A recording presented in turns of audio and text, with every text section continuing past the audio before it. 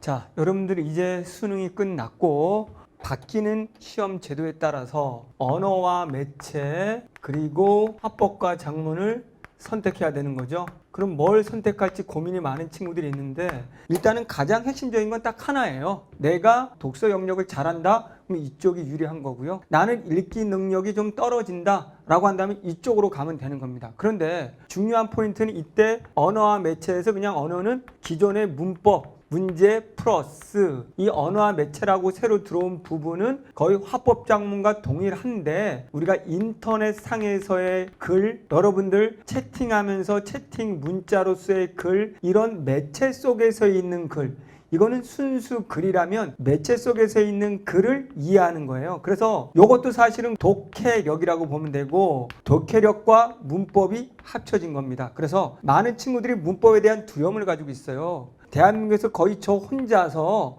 문법은 암기가 아니다 라고 외치는데도 잘 말을 안 듣습니다. 그래서 제가 2021년 수능 정말 암기 없이도 풀 수 있는 논리를 보여드릴 거고, 매번 모의고사 올라왔을 때도 제가 작년에 대부분 선생님들은 암기해야 된다라고 했지만 바로 그 대표적인 사례가 수능 문제에서 제일 마지막 문법 문제 고전 문법인데요. 반모음, 이 반모음에 관한 건데 몰라도 된다 저는 말을 했거든요.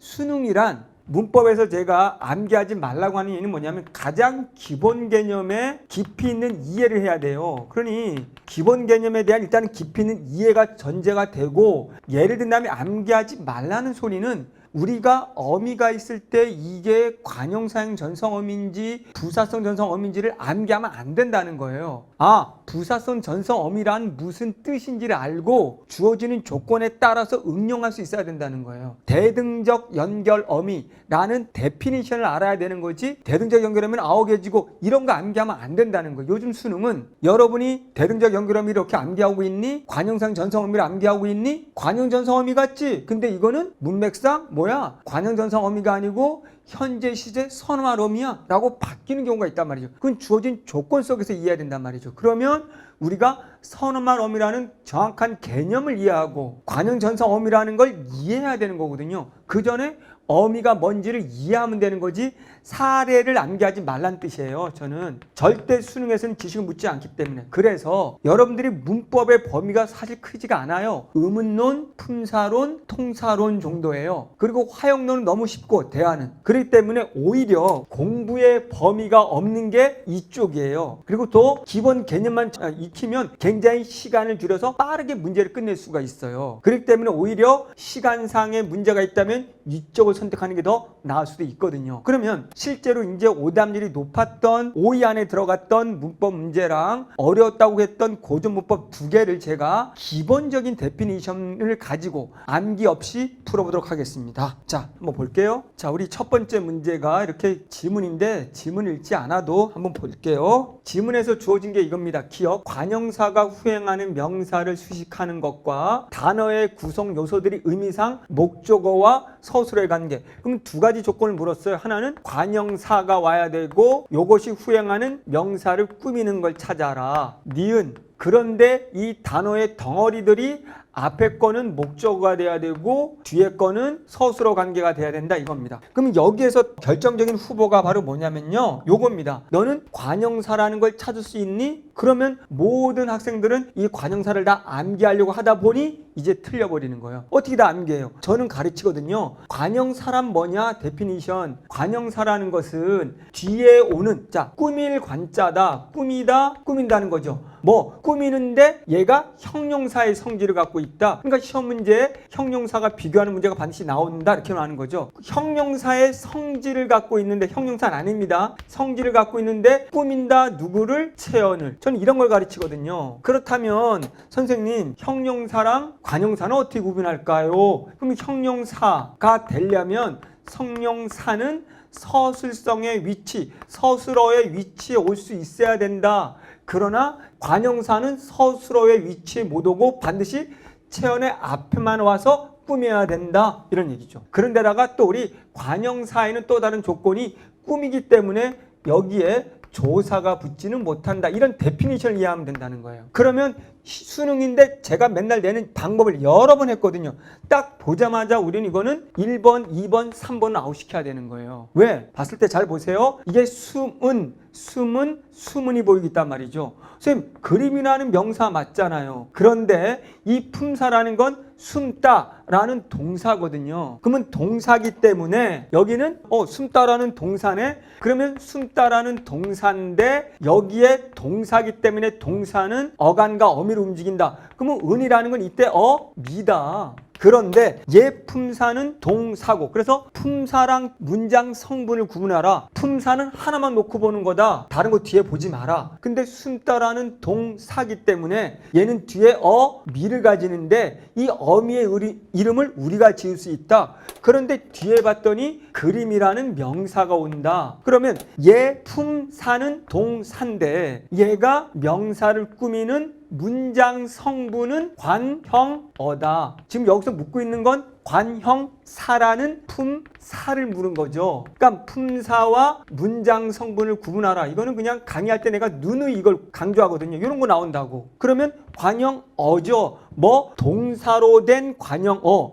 그러면 얘를 관형어로 만들어주는 어미이기 때문에 이 어미의 이름을 관형사로 만들어주는 어미, 관형사성 전성어미라고 하자. 성질을 바꿔주는 어미, 이렇게 되는 거예요. 그렇기 때문에 얘는 동사지 관형사가 아니기 때문에 관형사를 찾으라고 했으니 이거 들어가 있는 거 무조건 탈락해서 1, 2, 3번이 지워지는 너무 쉬운 문제예요. 그 다음이 이제 보세요. 새해라는 건 명사란 말이죠. 그러면 새라는 건 관형사네. 왜 관형사인데요? 저거 형용사 아니에요? 자, 분명히 체언 앞에 왔는데 형용사하고 관형사 구분하는 방법 서술선이 있다고 그랬잖아요. 그러면은 해가 얘를 주어로 만들어 보고 새가 서술어로 올 수 있는지 해보는 거예요. 해가 새다? 이런 말 성립이 안 돼요. 그러면 형용사가 아니기 때문에 얘는 관형사다. 뒤에 체언을 꾸미는, 이렇게 하는 거예요. 자, 한 목 보세요. 제가 이제 강의를 막 올렸더니 공무원들도 이제 글이 막 올라와요. 공무원 강의 좀 하러 오면 안 되는가? 다 안 믿기 시킨다는 거예요. 자, 보세요.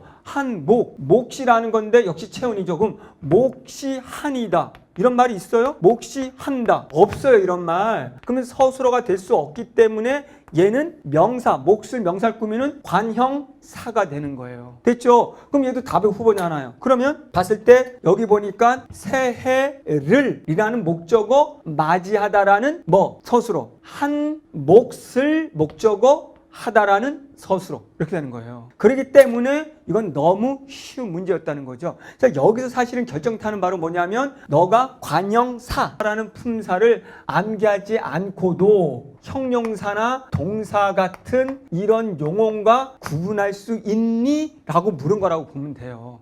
그러니까 이런 것들이 일일이 암기가 아니라 바로 뭐가 나오든 바로 답을 찾을 수 있는 거죠. 그러니까 이게 오답률이 굉장히 5 안에 들어가는데 제가 보기엔 너무 쉬운 문제라는 거죠. 암기 안 해야 되는 거죠. 그러면 선생님들은 아직도 그래도 암기해야 된다고 막 관형사 암기하세요 이러고 있단 말이죠. 그러면 안 된다는 거예요. 만약에 한이라는 것을 암기했다고 치면 한이라는 게 한개 하면 한은 열린다면 수 관형사가 되기도 하고요. 여러 가지 다른 품사로도 바뀔 수 있기 때문이죠. 자, 그 다음에 어려웠다고 하는 또 마지막 문제 볼게요. 고전문법 보세요. 현대 국어와 달리 중세 국어 전혀 몰라도 됩니다. 애나 애가 이중 모음이었다는 근거가 궁금해요. 이중 모음이 뭔지 몰라도 됩니다. 그럼 얘가 이중 모음이래요. 애와 애로 끝나는 체언과 결합하는 조사 형태가 무엇인지 가를 참고하여 나를 살펴보자. 그러면 이 말은 애나 애가 이중 모음이고 얘로 끝나는 체언, 이거로 끝나는 체언이 있는데 체언 뒤에는 언제나 조사가 결합하거든요. 그러면 조사의 형태를 한번 살펴보자. 이겁니다. 그냥 그려. 암기 1도 없다는 걸 보여주는 거예요. 잘 보세요. 그러면 가에서는 이렇게 힌트를 줬어요. 그럼 이제 그냥 사례를 주어지면 보면 되는 거거든요. 고전문법에서는 현대어를 보고 비교하라 제가 엄청 가르쳐 줬거든요. 그럼 요 집이잖아요. 그럼 똑같이 만들어야 돼요. 그럼 내려와요. 집. 그럼 남은 게 비읍이 내려가니까 이 라가 되는 거죠. 그래서 이 라가 왔잖아요. 뭐로 끝났어? 체언이 자음. 비읍이라는 자음으로 끝났잖아요. 집이라는 건 체언이잖아요. 단순하죠. 그럼 여기도 보세요. 단모음 이나 그 선생님들이 막 이거 반모음이 암기해야 된다고 미친 소리라니까요. 그대로 보여주잖아요. 반모음이 몰라요. 단모음이 사이라 현대어 보세요. 사이? 그럼 그럼 4, 2, 그럼 요게 요 2가 뭐네? 단모음이고 불희라에서 뿔인데 불휘 요 얘가 반모음 2구나. 됐죠? 그럼 여기서 다 말해준 거예요. 그 다음에 그 밖의 모음은 이라라고 돼 있어요. 그러면 전차라 돼 있어요. 그러면 전체이라라고 돼 있는데 여기 봤더니 여기에 전차라는 게 까닭인데 똑같은 까닭인데 여긴 뭐로 끝났냐면 여기에 이라고 왔잖아요. 그러면 여기는 아로 끝나는 거죠. 전차라는 명사 체언이 아래아. 그럼 여기는 자음도 아니고 아래아는 이도 아니고 이도 아닌 아래아로 끝났잖아요. 이 모음으로 끝났을 때는 뭐로 와라? 이라라고 와라. 이라라고 와라. 이렇게 위라로 와라. 얘로 끝났으니 그대로 가면 돼요. 곡대리라로 돼 있어. 여기도 뭘 끝났어요? 꼭두각시인데 요게 요거 곡도잖아요. 곡도. 그럼 요 도로 끝났잖아요. 곡도. 도에서 오로 끝났잖아요. 그럼 여기 오라는 모음으로 끝났잖아요. 그럼 여기 하는 게 아니 자음도 아니죠. 오가 이나 이도 아니죠. 그러니까 얘는 이라로 끝났어. 그래서 이거로 끝나니까 여기에 도로 끝났으니까 이라가 됐구나 이런 얘기죠. 그러면 고전문법 전혀 몰라도 고전문법을 푸는 방법은 너무 쉬운 건 현대어랑 비교하면서 형태를 맞춰라 라고 제가 다 알려줬거든요. 그러면 보세요. 나는 이거다. 그러면 가에서 잘 보세요. 가의 기억에서처럼 나의 이제와 아래가 어떤 형태의 조사를 취하는 것을 보니 애가 반모음 2로 끝나. 그러면 반모음 2로 끝났다는 건 반모음인 이거밖에 없잖아요. 여기에.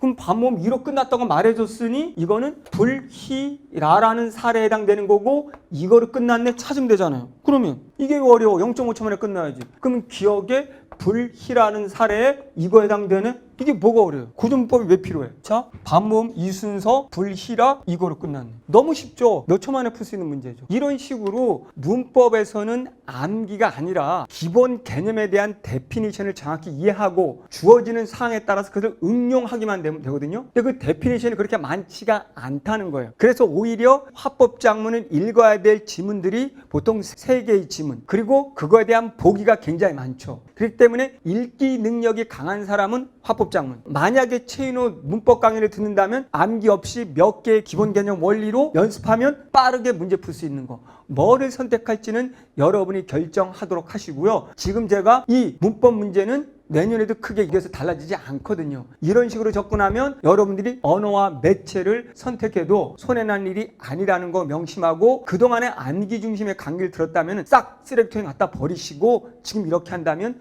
충분히 잘할 수 있다는 거 명심하시면 됩니다. 감사합니다.